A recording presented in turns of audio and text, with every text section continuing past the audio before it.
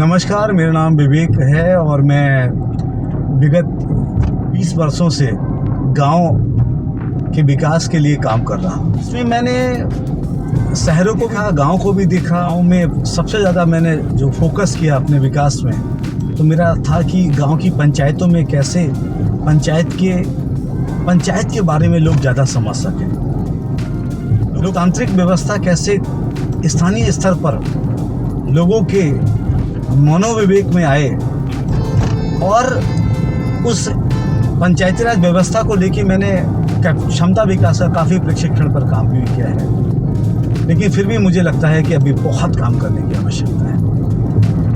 उसी सिलसिले में कई राज्यों में जाने का मौका मिला। स्वच्छता के क्षेत्र में मैंने हिंदुस्तान के बहुत सारे राज्यों में प्रशिक्षण प्रदान किया।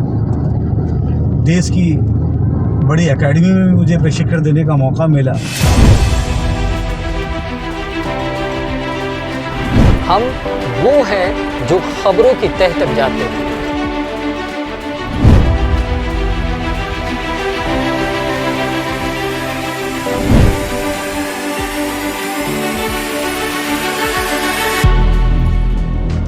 शोएब साहब, बहुत अच्छा प्रश्न आपने किया कि पहले की पंचायत और आज की पंचायत। जब मैं पंचायती राज व्यवस्था को समझता हूँ तो ये हम सब जानते हैं कि भारत एक गांव का देश है। गांव का देश। 70% जनता भारत की गांव में रहती है। इसका मतलब बिल्कुल पक्का है कि जब तक देश के गांव का विकास नहीं होगा तब तक देश का विकास कभी नहीं हो सकता। और देश के विकास में जो सबसे बड़ी बात है कि सबसे अंतिम व्यक्ति का जब तक विकास नहीं होगा तो देश कभी विकसित नहीं बन सकता। सही बात। ये भी एक अजीब इत्तेफाक है कि आज आपने ये जो प्रश्न किया है, आज ही हमारे देश में G20 का समिट भी चल रहा है इस समय। ये देश का सौभाग्य है कि पूरे दुनिया की लीडरशिप हिंदुस्तान कर रहा है। उसी क्रम में जब बात पंचायत की है तो मुझे ऐसा लगता है कि जैसे पहले की जो पंचायत हुआ करती थी जी, उन पंचायतों में उन पंचायतों में जो सबसे बड़ा जो था कि पहले की जो पंचायत थी, अगर हम 95 से पहले की पंचायत को देखें तो उन पंचायतों में जब कोई निर्णय होते थे वो निर्णय समुदाय लिया करते थे। जब समुदाय निर्णय लिया करता था तो गांव में ज़्यादातर निर्णय को आप देखिए कि पहले चाहे बंटवारा हो, भाई भाई का झगड़ा हो, पति पत्नी के झगड़े हों, सामाजिक झगड़े हों, बच्चे बच्चों के झगड़े हों, गांव में शादी ब्याह करना है तो सामूहिक सम्मान की बात। इसमें जैसे मैं बता ही रहा था कि पंचायतों में पहले की जो पंचायतें थी उन पंचायतों में ज़्यादातर तक काम समुदाय की सहभागिता से होता था, और जब समुदाय की सहभागिता थी तो समुदाय उस बात को स्वीकार करता था। वर्तमान परिवेश में अगर हम देखते हैं तो गांव में परिदृश्य बदल गया है।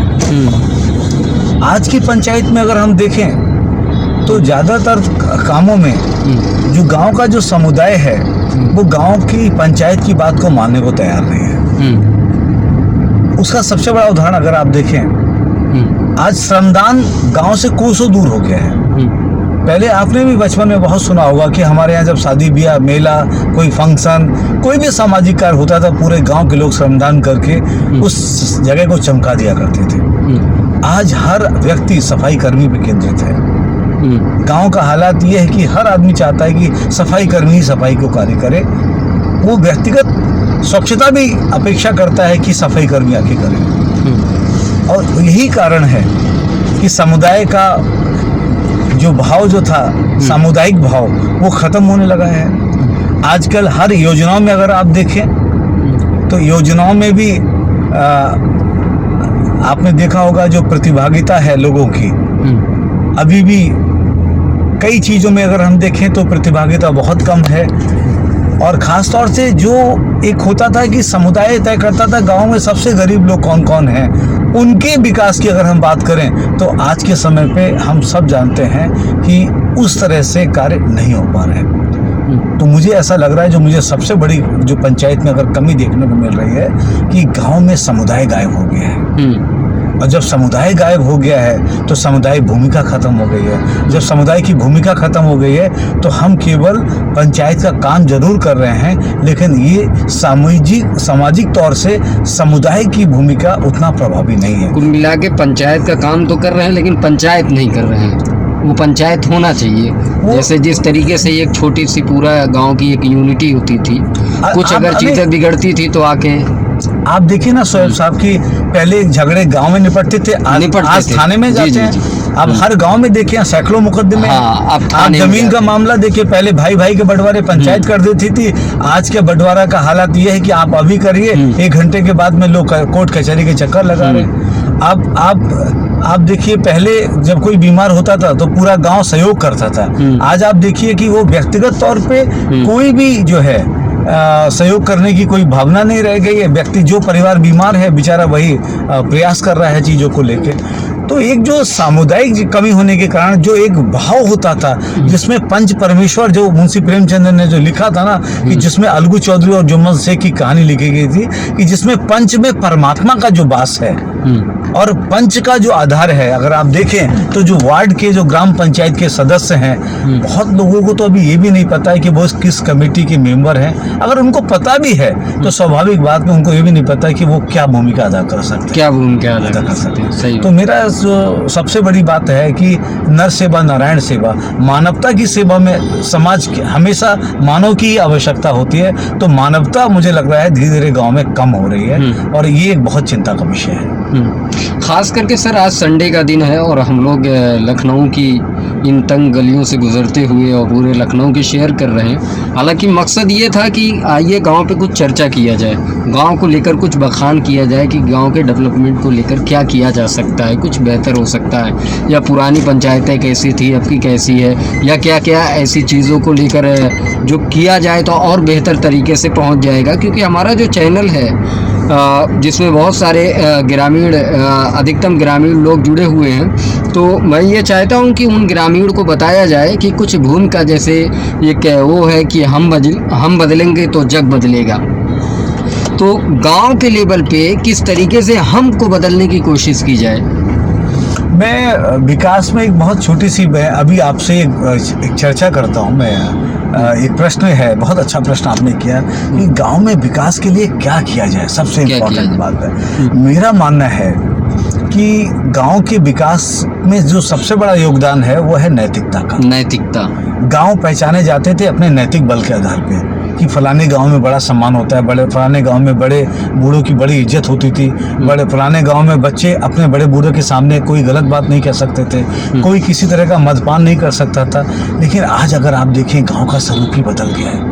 लोग बड़े बूढ़ों के सामने दारू भी पी रहे हैं, लोग सिगरेट भी पी रहे हैं, तंबाकू भी खा रहे हैं, उनके सामने मतलब गलत तरह की बातचीत भी कर जाते हैं। यहाँ तक कि अब तो माता पिता के साथ में भी उनका आचार और व्यवहार काफी बदल रहा है। काफी बदल। जब माता पिता से, जो पहली पाठशाला तो माता पिता होते हैं, अगर माता पिता से व्यवहार बदल रहा है, अपने पड़ोसी से व्यवहार बदल रहा है, गांव के बड़े बूढ़ों से व्यवहार बदल रहा है, तो समाज के लोगों से व्यवहार बदल रहा है, तो स्वाभाविक बात है विकास किस बात का होगा। विकास तो लोगों का होना था, लोग तो यही सब थे। तो जब आदमी का सोच में इस तरह का परिवर्तन आ रहा है, तो मेरा ये मानना है कि सबसे ज्यादा जो बल देना चाहिए वो नैतिक बल पे देना चाहिए। जब तक नैतिक बल नहीं होगा तब तक कभी भी गांव का संपूर्ण विकास नहीं हो सकता। हाँ, एक बात मैं और आपको साथ साथ में जोड़ना चाहता हूँ कि जो जैसे आप देखें कि गांव में सबसे अच्छा घर, जैसे अगर हम आपसे ही पूछें, आप बताइए शोएब साहब की सबसे अच्छा घर आपके गांव में किसको मानते हैं आप? तो आप किसको मानेंगे? आपको मुझे लगता है आप उसी को मानेंगे कि जिसमें घर में लोग बड़े बूढ़ों की बहुत अच्छी बात मानते हो। लोग कहते नहीं साहब इस घर में तो परिवार के लोग बड़ी एकता है, अनुशासन से रहते हैं, एक इनके अंदर जो बातों का जो करने का जो लहजा है वो बहुत बेहतर है, वो अच्छे शब्दों का इस्तेमाल करते हैं, कोई मेहमान आता है मेहमान नवाजी करते हैं। इनके परिवार में जब शादी ब्याह होता है तो बड़ा सम्मान है, बड़ों और छोटों का सम्मान है, माता पिता का सम्मान है, और उनके घर में एक बेहतर रोजगार है, और साथ साथ में उसको माना जाता है आमतौर से गांव में अच्छा है कि जो गांव जिसका नैतिक बल बहुत मजबूत है। तो सभी लोग कहते हैं कि यार परिवार हो तो रामविलास भैया जैसा हो या सोहेब भाई जैसा हो, ऐसा परिवार लोग चाहते हैं। लेकिन बहुत सीधी सी बात है, फिर विकास क्या? जब लोग यही चाहते हैं कि ऐसा परिवार बने तो ठीक है, एक परिवार गांव का है, वैसे 250 परिवार बन जाए, गांव का विकास हो जाएगा। तो इसके लिए क्या करना पड़ेगा? इसके लिए हमें गांव में जो हमारे पंच हैं उनको अपने एरिया में, उनको अपने लोगों के साथ में बैठ के उनके मतलब उनको सबसे पहले अपनी वार्ड वार, अपनी जिस ग्राम पंचायत की जो जिस वार्ड के वो जो पंच हैं उस वार्ड में वो अपने वार्ड वार एक वार्ड के लोगों के साथ में बैठक करें। सब पंच अपने अपने वार्ड में, आप भी जानते हैं पंचायत में कम से कम 9 और अधिक से अधिक 15 वार्ड मेंबर होते हैं। तो वो वार्ड मेंबर जो है वो मतलब पंचायत में वो बैठक करें। हाँ, बैठक क्या करें? बैठक में वो सबसे पहले ये देखें कि उनके गांव में कि सबसे ज़्यादा पूरे वार्ड में सर्वे करें कि उनके वार्ड में कौन सा बच्चा अशिक्षित है। अशिक्षित तो वही उनके 150-200 घर हैं। तो जब 150-200 घर होंगे तो स्वाभाविक बात है कि उनको वो आराम से सर्वे कर सकते हैं। जैसे मैंने कहा कि वार्ड में एक बैठक हो, तो वार्ड में हर पंच, अगर 9 पंच हैं या 15 पंच हैं, वो अगर अपने वार्ड में सबसे पहले एक सर्वे करें। सर्वे में देखें कि कौन सा बच्चा स्कूल नहीं जाता। तो ये तो निःशुल्क है, तो कम से कम वो अपने उस परिवार के साथ में अगर बच्चे शिक्षा ग्रहण करते हैं, तो आप भी जानते हैं शिक्षा से बड़ा कोई धन नहीं है। कोई भी आदमी जमीन से आसमान जा सकता है शिक्षा के कारण। सही बात। उदाहरण है, डॉक्टर अंबेडकर को देख लीजिए, आप लाल बहादुर शास्त्री जी को ले लीजिए, आप सरदार पटेल जी को ले लीजिए, आप गांधी जी को ले लीजिए, आप सुभाष चंद्र बोस को ले लीजिए। आप ऐसे बहुत सारे उदाहरण हैं इस देश में जो शिक्षा के कारण जो लोग आज जमीन से आसमां की तरफ चले गए। तो अगर वो अपने वार्ड में एक पंच होने के नाते कोई भी परिवार शिक्षा से वंचित ना हो, एक बात। दूसरी बात कि कोई भी परिवार का बच्चा टीकाकरण से वंचित ना हो। अगर वैक्सीनेशन होगा तो बच्चे स्वस्थ बनेंगे। जब स्वस्थ बनेंगे तो हिंदुस्तान में, अपने देश में, भारत में, अपने भारत माता की सेवा के लिए वो बच्चे अपना योगदान दे सकते हैं। चाहे वो फोर्स के रूप में हो, चाहे वो पुलिस के रूप में हो, चाहे वो किसी भी व्यवसाय में काम करते हो, अगर स्वस्थ रहेंगे तो बेहतर काम करेंगे। तो ये काम निःशुल्क है। तीसरा जो मेरा जो सबसे बड़ी बात है कि वो गांव में जितने भी बुजुर्ग हैं अपने अपने वार्ड में सूची बनाए कि कौन से 60 साल से ऊपर के बुजुर्ग हैं। तो जब पंचायत के जो पंच हैं वो जब बैठक करें, हर माह बैठक अनिवार्य भी है, तो जब बैठक के उपरांत वो अपने गांव के कम से कम 10 बुजुर्ग लोगों के पास में, माता या पिता जो भी हैं, वृद्ध या महिला जो भी हैं, उनके पास जाके 5-5, 10-10 मिनट बैठें, उनसे पूछें कि आपको कोई समस्या तो नहीं है। तो इससे क्या होगा कि बच्चे, तो जब पंच पूछेंगे तो उनको अंदर से अच्छा लगेगा, समाज भी देखेगा कि लोग बुजुर्ग को लोग इतना सम्मान दे रहे हैं। तो स्वाभाविक बात है, तो धीरे धीरे करके समाज में एक वातावरण बनेगा,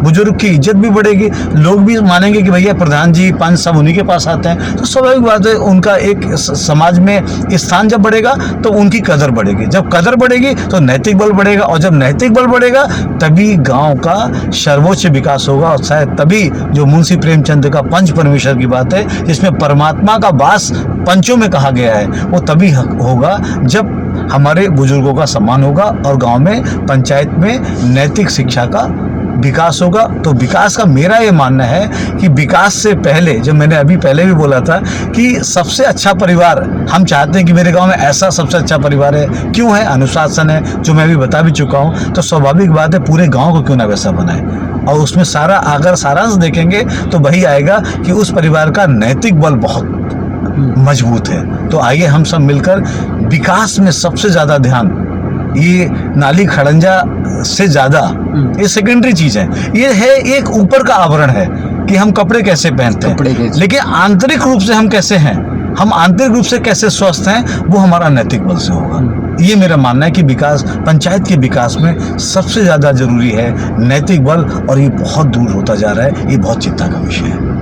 सर, एक लास्ट सवाल मैं आपसे पूछना चाहूँगा। आप तो कई प्रदेशों में आप टहल चुके हैं, और ख़ास करके अगर गांव की बात करें तो गांव पे तो आप आपने अच्छा खासा काम किया है, कई बड़े पद जो है आपके पास हैं, और अगर बात करें तो इसमें से कोई ऐसी ग्राम पंचायत उत्तर प्रदेश की आपको मिली जो आप दिल से कहें कि वाकई में बहुत अच्छा काम किया है किसी ने? देखिए, ढांचागत विकास तो बहुत सारी पंचायतों ने किया है। अच्छा नाली है, खड़ंजा है, मकान है, चीज़ें हैं, लेकिन नाली खड़ंजा आवास मकान से कभी भी घर नहीं बनता। घर बनता है संस्कार से।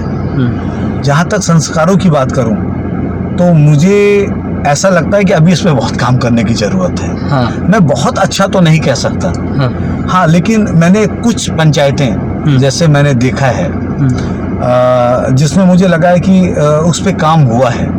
और जब मैंने पंचायतों के लोगों के साथ में भी बात किया है तो मुझे लगा कि लोगों ने भी माना है कि विवेक जी इन सब चीज़ों से हम रियल में हमें ध्यान ही नहीं दिया। हम तो नाली खड़ंजा आवास मकान पर दिए थे ध्यान। हमें नैतिक बल पर ध्यान देना चाहिए जो सबसे इम्पोर्टेंट है।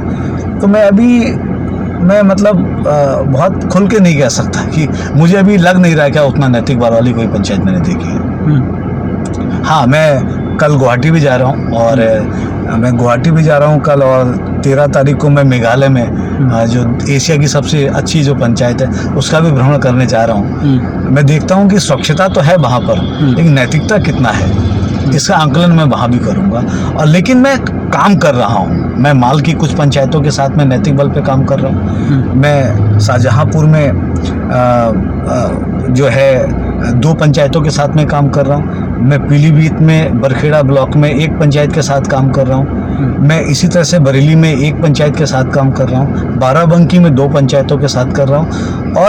और ख़ास तौर से एक प्रतापगढ़ की पंचायत है, वहाँ भी हम काम कर रहे हैं। लेकिन मैं काम कर रहा हूँ कि पहले नैतिक बल बढ़ाएं, और नैतिक बल बढ़ाएंगे जब अनुशासन आ जाएगा।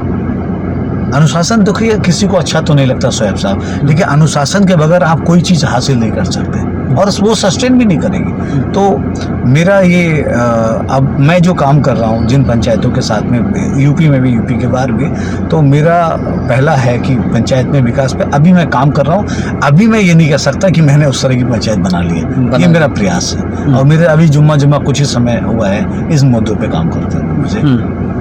मेरा अभी मैं इससे ज़्यादा मैं अभी आप जो नाम लेना चाहते हैं कि मैं अभी काम कर रहा हूँ, मैं कह रहा हूँ थोड़ा और काम हो जाए फिर मैं बात कर रखूँगा नाम तो और बेहतर होगा। शहर में क्या होता है, एक बच्चा है गांव का, एक बच्चे को क्या चाहिए? एक बच्चे को चाहिए पार्क, झूले, खेल के मैदान और खेल के सामान, ताकि वो अपने जम के अपना बचपन का आनंद ले सके। उसको कुछ नहीं, आपकी कार है इम्पाला और आपकी फॉर्च्यूनर से उसे कोई लेना देना नहीं। एक युवा को गांव में क्या चाहिए? रोजगार, ताकि वो एक अच्छा जीवन जी सके, अच्छी शिक्षा। एक बुजुर्ग को क्या चाहिए?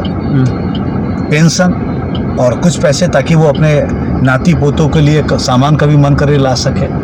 और एक महिला को क्या चाहिए? स्वाभिमान और सम्मान, उसको एक रोजगार मिले, स्वरोजगार गांव के स्तर पर, ताकि वो एक स्वाभिमान के साथ जीवन व्यतीत कर सके। मेरा ये मानना है कि अब परिदृश्य बदल रहा है। मनरेगा के माध्यम से एक बड़ा क्रांतिकारी परिवर्तन यूपी में हो रहा है। आप देखिए, मैंने ऐसे हमीरपुर में, सुमेरपुर ब्लॉक में मैंने देखा कई ग्राम पंचायतें बेहतर पार्क बना रही हैं, जिम बना रही हैं, गांव-गांव में जिम है, गांव-गांव बैठका, मतलब बहुत मैंने खुद भी देखा था उसमें। जिम है, पार्क है, वहाँ पर जो तालाब हैं उनका चारों तरफ उसमें फुटपाथ बनाए गए हैं, लोग टहल रहे हैं।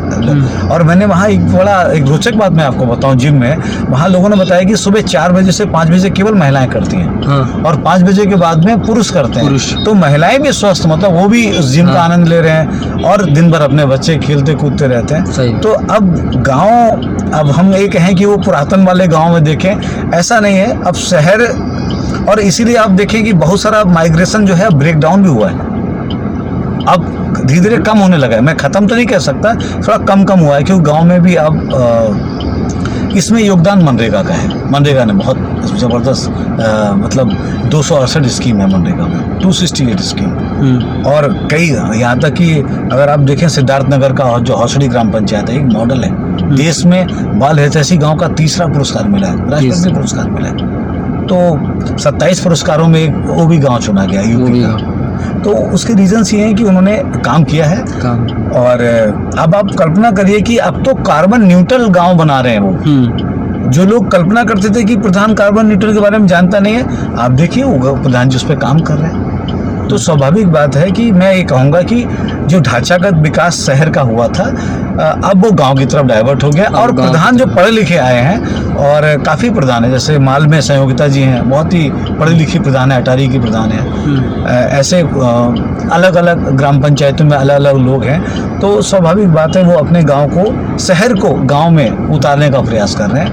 और मैं यही कहूँगा कि ढांचागत विकास अब गाँव में हो रहा है। गाँव में हो रहा है। अब लोग जो कहते थे कि कंधों पे मेरी ताकत है, मैं शहर निकल जाऊंगा, अब वो ये कहेंगे इन कंधों की ताकत को हिफाजत करिए और इसी गांव की मिट्टी पर कुछ नया और बेहतर करने का प्रयास करते हैं। हाँ, मैं यही कहूँगा कि मुझे जैसे दिलीप जी ने जो कारवां शुरू किया है, तो मैं तो यही कहूँगा कि गालिब का वो शेर है ना कि मैं अकेला चलाता राहे मंजिल, मगर लोग मिलते क्या कारवां बनता गया। मुझे लग रहा है कि पहले एक गांव हुआ करते थे, अब तो यूपी में इतने सारे गांव डेवलप हो गए हैं। मतलब उन्होंने इतना वो किया है। पहले हमेशा लोग साउथ की बात करते थे कि हम केरल के गाँव की बात करते थे।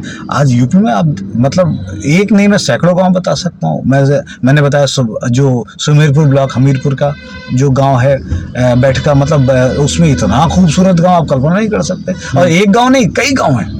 आप लखनऊ माल में देख लीजिए, अटारी का जो, अगर आप जो आंगनबाड़ी केंद्र देख लेंगे तो आपको लगेगा अरे बाप रे बाप ऐसा है। स्कूल देख लेंगे आप, अगर आप देखें हौसली ग्राम पंचायत तो उसका चौमुखी विकास हो ही चुका है।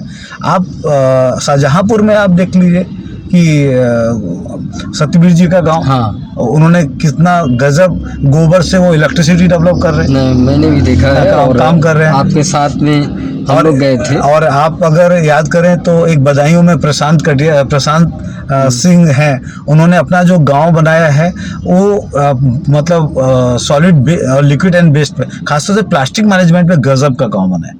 ऐसे बरेली में गांव है, एन ग्राम पंचायत है, स्वच्छता में आप देख लीजिए।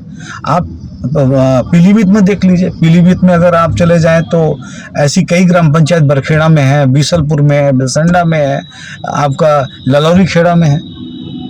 मैं कितने का नाम लूँ उतना कम है। मतलब आप पहले एक जमाना था कि हम एक दो ग्राम पंचायत पे बात खत्म हो जाती थी, आज ऐसा नहीं रहा। आज ये उत्तर प्रदेश जो है पिछले विगत 5-6 सालों में इतना गुणात्मक विकास किया है कि आज हमारे पास में, अब आप सोचिए हमारा सूची अगर हम आगे बताने लगे तो मुझे लगता है मैं 100-200 गांव बता दूं ऐसे जो मुझे पता है। बाकी कितने छुपे होंगे जो मुझे भी नहीं पता, क्योंकि वर्तमान में उत्तर प्रदेश में 57,705 ग्राम पंचायतें हैं, 826 ब्लॉक हैं, 75 जिले हैं। तो मैं यही कहूँगा कि देश बदल रहा है, गांव बदल रहे हैं, लेकिन इन सारी बातों का मैं एक ही शब्द में कहूँगा, गांव देश का जब तक अंतिम आदमी का विकास नहीं होगा, अंतिम व्यक्ति का विकास नहीं होगा, तब तक हिंदुस्तान पूर्ण विकसित नहीं होगा। और मुझे लगता है कि जो वर्तमान में जो सरकार का जो फोकस किया है, चाहे वो पंचायत संवाद के माध्यम से हो, सरपंच संवाद के माध्यम से हो, कोऑर्डिनेशन काउंसिल ऑफ इंडिया भी काम कर रही है सरपंच संवाद के माध्यम से। उसी की कार्यक्रम में मैं गुवाहाटी कल जा रहा हूँ, मेरा कल परसों 12 तारीख को वहाँ पर बहुत काउंसिल का बैठक भी है, और सरपंच संवाद का एक ऐप का उद्घाटन भी है, ताकि कोई भी प्रधान इनोवेटिव काम देखना चाहता है तो उसी में साइट में जाके देख सकता है। और सीधे अगर मान लीजिए वो गुजरात का सरपंच है या तेलंगाना का सरपंच है या कश्मीर का सरपंच है, सीधे उससे बात करके सर आपने ये काम कैसे किया। तो जितने जब हमारे पास उदाहरण होंगे, हमारे ही लोग हैं वहाँ पर, वो भी प्रधान है, हम भी प्रधान हैं, तो स्वाभाविक बात है कि कंपटीशन भी बढ़ेगा और गांव को बेहतर बनाने का मार्ग भी मिलेगा। बस मुझे ये मैं आपका भी बहुत बहुत धन्यवाद देता हूँ कि आप इस सामाजिक मुद्दों पे काम करते हैं। आप ग्रामीण विकास पर जो हमेशा आपका मैंने देखा है, कई बार आपने इतनी अच्छी स्टोरीज आपने बनाई है, चाहे वो शाहजहांपुर की रही हो, चाहे वो आपका प्रतापगढ़ की रही हो, चाहे आपकी वो मिर्ज़ापुर की रही हो। मैंने देखा है आपकी स्टोरी को, मैं लगातार फॉलो भी करता रहता हूँ। तो एक मुझे लगा, मैं तो ये भी कहूँगा कि ये मीडिया कम से कम बदल रहा है। जो हमेशा एक होता था कि ये मीडिया का मतलब चकाचौंध दुनिया को कवरेज करना, शहर को कवरेज करना, राजधानी में बैठ के गांव की तस्वीर देख तो रहा है। ये एक बड़ा चेंजेस है कि आप जैसे जो पत्रकार लोग अब गांव के बारे में बात कर रहे हैं। वरना मैं तो सोचता था गांव की बात तो आप शायद आपका भी अंतिम पायदानी रहता होगा, जब कुछ ना मिला तो गांव की हो। लेकिन अब अच्छी बात है कि आपकी मेन हेडलाइंस उस पे बन रही है, तो मैं यूपी टुडे को बहुत बहुत धन्यवाद देता हूँ, साधुवाद देता हूँ। और बस आइए हम सब मिलके कुछ ना करें अपने देश को आगे बढ़ाने में, अपने गांव को आगे बढ़ाने में, और अपने गांव के सबसे अंतिम व्यक्ति को आगे बढ़ाने में के साथ साथ में गांव में नैतिक बल बढ़ाने में। और गांव के शहर में भी वृद्धा आश्रम थोड़ा कम हो, हाँ, ये घर में माता पिता रहें, घर में माता पिता रहें। और शायद जिस दिन घर में माता पिता पहुंच जाएंगे तो जब इंसान का इतना आंतरिक विकास हो जाएगा तो गांव का विकास स्वतः हो जाएगा। ये देश वो है जहां पर आप कल्पना कीजिए, एक अंधे माता पिता को 4 धाम की यात्रा के लिए समय कुमार निकले थे। ये वो देश है जहां अपने पिता के वचन के लिए 14 वर्ष वनवास स्वीकार किया। ऐसे प्रभु राम यहाँ पर जन्मे। ये ऐसा देश है जहाँ पर ऐसे बहुत सारे उदाहरण हैं जिन्होंने माता पिता के लिए कुर्बानियाँ दी। आइए हम सब मिलके, क्योंकि याद रखिए हमें तो नहीं पता, हमारे माता पिता ने हमें जन्म दिया है, तो माता पिता के लिए अगर हम करें तो और बेहतर होगा। मैं आपसे भी अपेक्षा करूंगा कि आप भी कुछ इस तरह की स्टोरीज अगर हों तो जरूर आगे बढ़ाइएगा। बहुत बहुत धन्यवाद, थैंक यू सो मच आपका। तो आज हम लोग सर के साथ नैतिकता पर ख़ास करके बातचीत कर रहे थे, गांव को लेकर, कि किस तरीके से गांव के लोगों को किस तरीके के गांव पे विकास की बात करें, और भी बहुत सारी चीज़ें हैं। एक अच्छी बात ये रही कि उत्तर प्रदेश में बहुत सारे गांव आते हैं, जिसमें से कुछ गांव का जिक्र सर ने किया। वो अच्छी तरीके से वो अपने गांव को डेवलप किए हैं, अपने गांव में अच्छी तरीके से उन्होंने काम किया है, इसीलिए सर ने अपनी ज़ुबान से उनके नाम लिए। आप भी कुछ बेहतर करिए। अगर ख़ास करके ग्राम पंचायत से कोई ज़िम्मेदार प्रधान जी हों या और कोई देख रहा हो इस तरीके से, तो ख़ास करके इस प्रोग्राम को देखें और आप लोग कुछ बेहतर करने की कोशिश करिए। तो कि जिस तरीके से सिद्धार्थनगर और शाहजहाँपुर बदायूं का नाम लिया जा रहा है, उसी तरह आपके ज़िले और गाँव का नाम लिया जाए। खबरें तो सब दिखाते हैं, अब वो हैं जो खबरों की तह तक जाते हैं, न डरते हैं और न डराते हैं, टंके की चोट पर सिर्फ सच दिखाते हैं। मैं शोएब गाजी और आप देख रहे हैं सड़क किनारे।